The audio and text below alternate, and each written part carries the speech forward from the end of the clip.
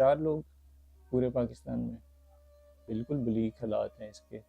मतलब कि लास्ट एक फेस्टिवल हमने 2008 में करवाया था एनसीए में ही, ये म्यूजिकोलॉजी डिपार्टमेंट में।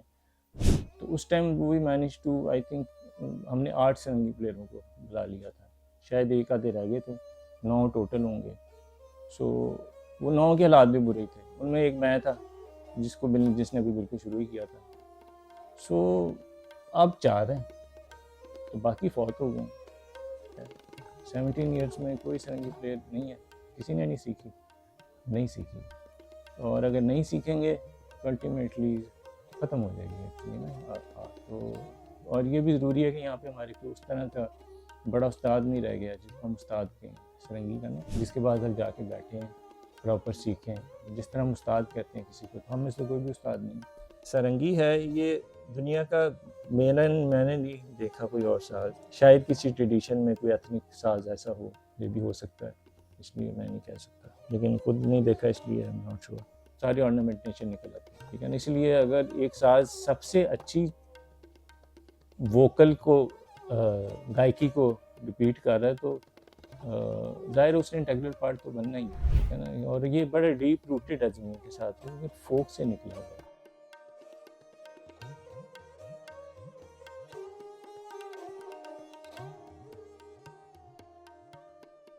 जो पेमेंट है जो उनको मिलती है वो इतनी ही मतलब शर्मनाक है कि वो मैं यहाँ बयान भी नहीं कर सकता। ऑडियंस कौन सी है जो कि सुनना चाहती है जिस पे वो नाच सकें। मैंने कभी सारंगी के ऊपर से मैं नहीं क्रॉस किया, मैंने कभी, मैं हमेशा, और ये सारंगी के साथ नहीं मसला, साज पड़ा होगा ना कोई उसके ऊपर से नहीं गुजर, ये हमें हमारे फादर ने बताया।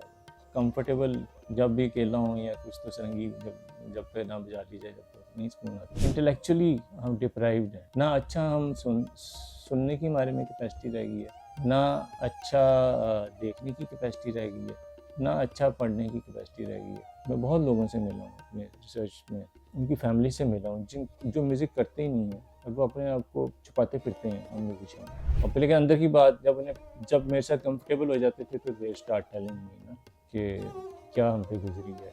पार्टीशन के बाद तो यहाँ सारी चीज़ें बाजी है बेसिकली। हमें पता है म्यूजिशियन कहते हैं हम गुजर होते थे पीछे मरासी। ऐसे रेडियो के आर्टिस्ट बड़े बड़े थे जो अपना साज कहीं और रखवा के या रेडियो पे रखवा के घर जाते थे, साज नहीं लेके जाते, किसी को पता नहीं होता था म्यूजिशियन। ये जो लाहौर को कहते हैं कल्चरल सेंटर है, ये बिल्कुल गलत है। ये आप किसी से पूछ के तो देखें।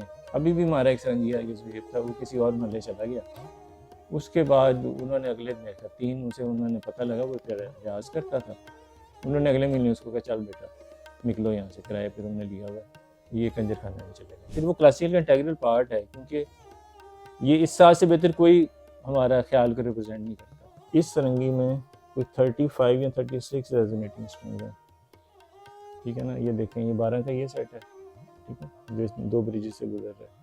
9 का ये है, एंड देन 15 ये है, ठीक।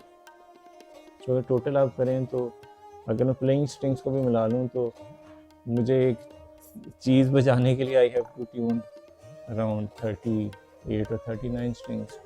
सारंगी का एक मसला ये है कि सब पहले आपके पास अगर आपको नोट की समझ नहीं है, सारंगी नहीं बजा सकते।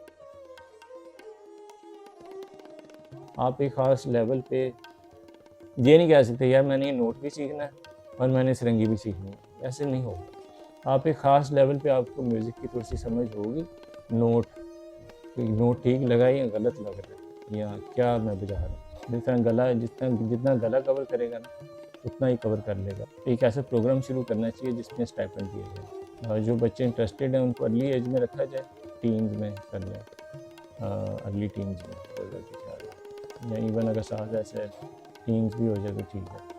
और फिर उनको स्टाइपेंड दें, और फिर ताकि उनको और उनके घर वालों को कोई माशी ना हो कि इसने पढ़े भी सही, ये नहीं मैं कह रहा हूँ पढ़े ना, पढ़े भी सही और साथ सारंगी भी बजाए, लेकिन सारंगी कोई ख़ास टाइम दे, उसकी फिर प्रोग्रेस मॉनिटर हो फ्रैंकली, कि अगर स्टाइपेंड दिया जा रहा है और सरपरस्ती दी जा रही है। सोसाइटी जब तक इसमें कोई पार्ट नहीं ना प्ले करती तब तक मुश्किल हो जाता है।